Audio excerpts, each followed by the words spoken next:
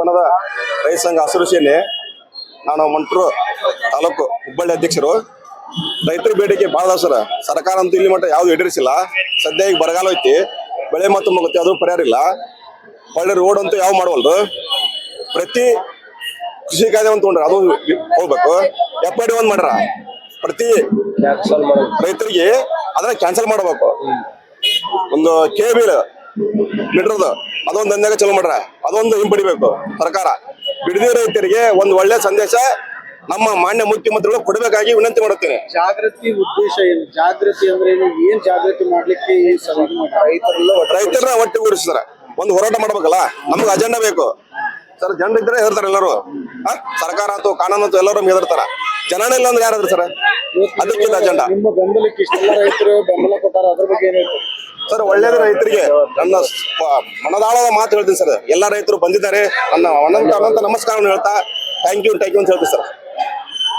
ರೈತ ಸಂಘ ಹಾಗೂ ಹಸಿರು ಸೇನೆಯ ವಾಸುದೇವ ಮೇಟಿ ಬಣದಿಂದ ಇವತ್ತು ನಮ್ಮ ರಾಜ್ಯದ ಎಲ್ಲ ಜಿಲ್ಲೆಗಳಿಂದ ಬಂದಂತ ಎಲ್ಲ ಜಿಲ್ಲಾಧ್ಯಕ್ಷರಿಗೂ, ಎಲ್ಲ ರಾಜ್ಯ ಮಹಿಳಾ ಪದಾಧಿಕಾರಿಗಳಿಗೂ, ತಾಲೂಕಾ ಪದಾಧಿಕಾರಿಗಳಿಗೂ, ಸಮಸ್ತ ರೈತ ಬಾಂಧವರಿಗೂ ನನ್ನ ಅನಂತ ಪೂರ್ವಕ ಅವರಿಗೆಲ್ಲರಿಗೂ ಧನ್ಯವಾದಗಳನ್ನು ಹೇಳಲಿಕ್ಕೆ ಬಯಸ್ತಾ ಇದ್ದೀನಿ.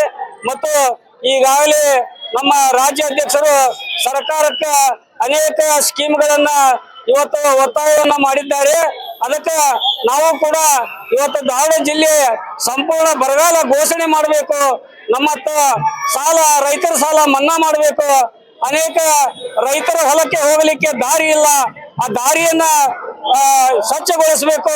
ಮತ್ತು ಕುಡಿಯುವ ನೀರಿನ ಪರಿಸ್ಥಿತಿ ಸರಿ ಇಲ್ಲ, ಆ ನೀರನ್ನ ಇದು ಮಾಡಬೇಕು.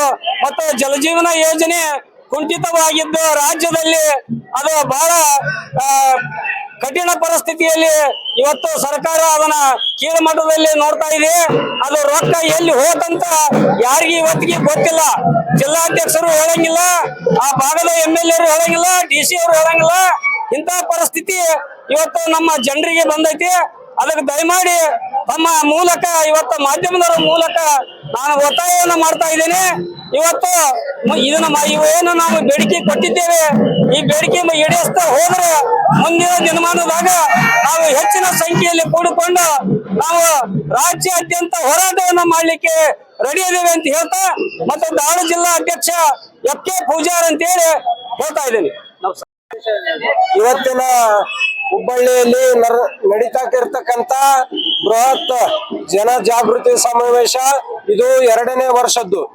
ನಾವು ಪ್ರತಿ ಸಾರಿಯಂತೆ ಈ ಸಾರಿಯೂ ಕೂಡ ಹುಬ್ಬಳ್ಳಿಯಲ್ಲಿ ರೈತ ಜನಜಾಗೃತಿ ಕಾರ್ಯಕ್ರಮವನ್ನು ಹಮ್ಮಿಕೊಂಡಿದ್ದು, ದುರ್ದೈವವಶಾತ್ ಈ ಸಾರಿ ಮಳೆ ಸಂಪೂರ್ಣ ವಿಫಲವಾಗಿದೆ.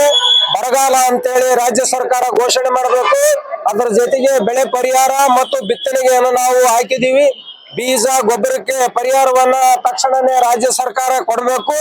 ಹಾಗೆ 3 ಕೃಷಿ ಕಾಯ್ದೆಗಳು ಈಗಾಗಲೇ ಕಾಂಗ್ರೆಸ್ ಸರ್ಕಾರ ರೈತರಿಗೆ ಮೋಸ ಮಾಡಿದೆ. ಈ ತಕ್ಷಣನೇ ರಾಜ್ಯದ ಮುಖ್ಯಮಂತ್ರಿಗಳು ಅವರದೇ ನೇತಾರ ರಾಹುಲ್ ಗಾಂಧಿ ಅವರು ಹೇಳಿದ್ರು, ಕರ್ನಾಟಕದಲ್ಲಿ ಕಾಂಗ್ರೆಸ್ ಪಕ್ಷ ಅಧಿಕಾರಕ್ಕೆ ಬಂದದ್ದಾದಲ್ಲಿ ನಾವು 3 ಕೃಷಿ ಕಾಯ್ದೆಯನ್ನ 24 ಗಂಟೆ ಒಳಗೆ ಹಿಂಪಡಿತೀವಿ ಅಂತ ಹೇಳಿದ್ರು.